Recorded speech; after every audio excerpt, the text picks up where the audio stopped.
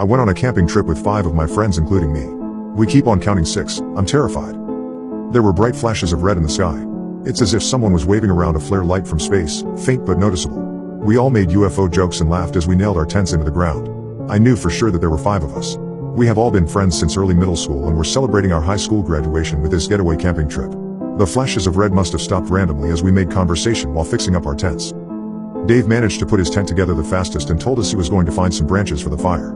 I remember how he had worked with me at the local gas station last year. We used to do the night shift together and it had made working at a desolate gas station much more fun than it was supposed to be. There was also Eric in the corner still reading his tent manual, fidgeting with his signature round glasses. I wasn't as close with Eric as I was with the others, but I still remember sitting with him in math class and copying his homework one time. Ava was also there talking with Sally, my cousin. Both had decided to team up and work on one tent at a time. I also have clear memories of them, hanging around at school in our usual places. In fact, I even knew Ava's younger brother as he used to beg to go with us wherever we went. I bring all this up because I'm sure that there were 5 of us including me and that I knew everyone in the group.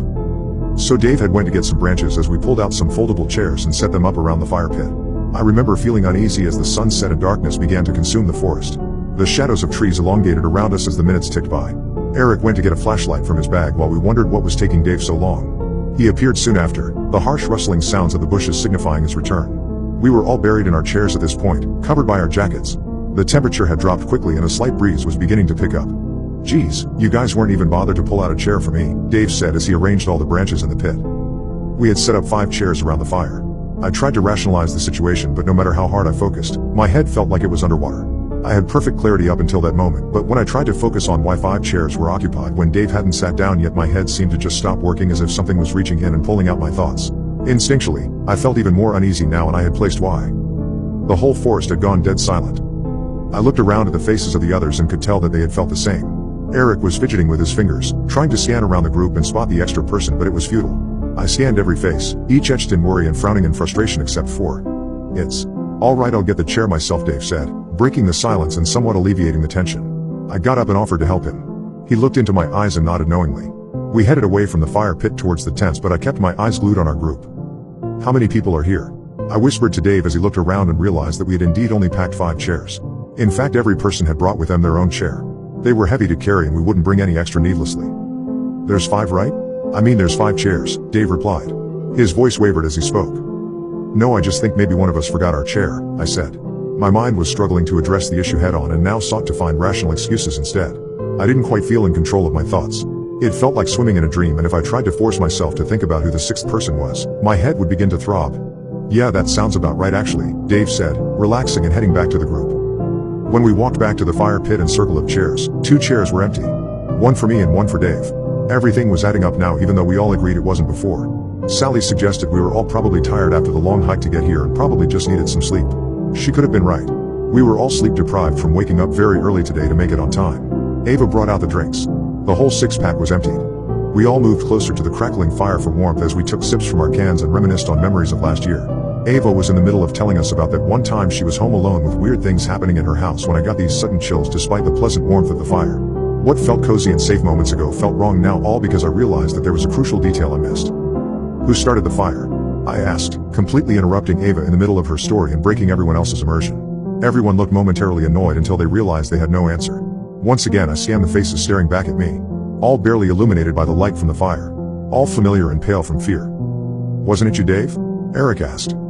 Dave shook his head. "I think the person standing behind Jenny did it," Sally said, looking over at me. I whipped my head around so quickly it hurt. My heart was pounding in my ears. There was nothing behind me except for the encompassing darkness of the woods. Staring at those tall dark trees behind me made me feel exposed. I felt like a lost bird in a vast field. "Wait, I don't know," Sally said. Her eyes had gone wide and she was shaking visibly. She continued to look around frantically as Ava moved over to her, placing her hands on her shoulders and trying to calm her down. "I think we should leave this place," Ava stuttered. "Yeah, something just doesn't feel right, but I can't put my finger on it," Dave said. "But it's so dark out in the forest now, we'd probably get lost if we leave now," someone else said. "Yeah, I think we should stay the night and leave as soon as we can tomorrow," Eric agreed. I tried to protest but realized Eric was right.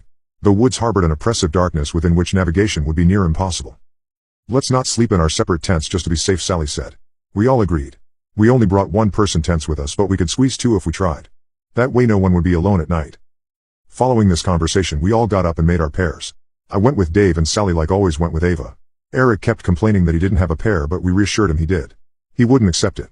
I feel like at some point we all realized that there were only 5 of us and suddenly we were all huddling up in the middle of the clearing. Why do we keep thinking there are 6 of us here? Eric asked. Sweat was dripping down his face despite the cold. We had nearly left him all alone on his own under the assumption that there was another person. My stomach turned as I squeezed my eyes shut and tried to mentally recap everyone here. My head throbbed, but I kept pushing it. There's me, Dave, Eric, Ava, Sally, and... I was pointing at each of them as I said the name. I retched and emptied the contents of my stomach on the ground when I got past Sally. The left side of my head felt like there was a knife stuck in it. My vision was blurry.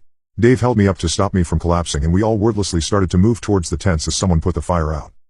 Dave helped me into a tent while the 4 outside discussed what to do. I could only focus on snippets of the conversation as the excruciating pain beating against my skull came and went in waves. Sally had the brilliant idea of arranging 3 tents together so their openings faced together at right angles in a sort of U shape so we could sleep as close as possible and also limit the entrance to our tents. Dave was about to go to help as they worked outside, but I clutched his hand and asked him to stay with me. The tents took some time to arrange. I started to feel a bit better once everyone got settled into their tents. A quick head count confirmed there were 5 of us. Eric would have to sleep in his tent alone, but he was more comfortable with it since all the tents were very close now. Looking back now, I think he was just trying to put a brave face on for us. I regret that moment deeply, letting him sleep in his tent alone. He was always less integrated in our group and knew that none of us would pair with him. Just before going to bed, we all agreed to leave as soon as the sun rose in the morning. I remember taking one last look outside the tent into the forest before trying to fall asleep. The wind had picked up and the tree branches were swaying gently. Beyond our clearing was just pure darkness. It felt like the trees were closing in on me. With the faint moonlight illuminating our clearing, I turned my head to look over at the 2 tents we had left out and saw someone standing next to them. Despite the circumstances, sleep came quickly and easily. Ava's shrill scream woke me up in the middle of the night. Dave and I ripped our tent door open to find Sally and Ava looking into Eric's tent. We pushed them aside. Eric's sleeping bag was rolled up. He was still inside it. His head in the center, face contorted in utter agony. The rest of his body rolled around it with the blue fabric now dripping with dark blood. Dave zipped up the door of the tent. Ava was in shock. Her eyes had become glassy and unfocused. Sally was shaking her repeatedly, tears streaming down her face. Dave picked up his torch and yelled at us to get up and run. We left the campsite behind and entered the trail we had come from. The 5 of us huddled together, Dave leading in the front as he cast his weak flashlight over the path so we could see it. All we had to help us get through this 2-hour trail was a small white circle of light. Even the moon failed to illuminate our surroundings through the dense foliage. Ava tripped and fell, twisting her ankle. We came to a stop. Someone said they knew how to splint it so we could keep going. They dragged her into the woods instead. It happened too quickly for any of us to process. Sally was about to run after Ava when Dave held her back. She struggled and managed to free herself, running into the trees to follow the echoes of Ava's screams. I was about to run after her, but Dave held me by the shoulders and shook me hard. "We need to get out of here, Jenny, please," he said. I hesitated but jolted into motion again when Sally's voice was cut off abruptly. She had been calling out Ava's name as she ran after her. Dave and I continued to run down the trail, trying to get to our car so we could get out of here. There was nothing we could do. At some point there were 3 of us running on the trail, Dave and I shoulder to shoulder while someone followed us closely behind. "Dave, who's behind us?" I gasped. My heart was threatening to burst through my ribcage and my legs burned. He turned to look at me. Confusion transformed into fear on his face and then into rage. "You keep running," he told me as he produced a pocket knife from his pants. He handed me the car keys, which I nearly dropped. Then he turned around suddenly and jumped at whoever was behind us. I continued to run in fear as the sounds of a struggle grew behind me. I tripped and tumbled through the trail for what felt like hours. I didn't allow myself to stop. I almost cried when the trail ended and I walked out into the familiar car park. Not wasting a second, I ran to the car and started it up, accelerating out of that forest and onto the highway within mere seconds. I'm typing this post out at a rest stop. My phone has finally regained service and I've called 911 to try and explain the situation. I don't think they believe my version of events, but they sent a car my way regardless. As I wait, the sun is finally starting to rise. After I hit the post button on this, I'm gonna check why the person in my backseat has been so silent the whole time.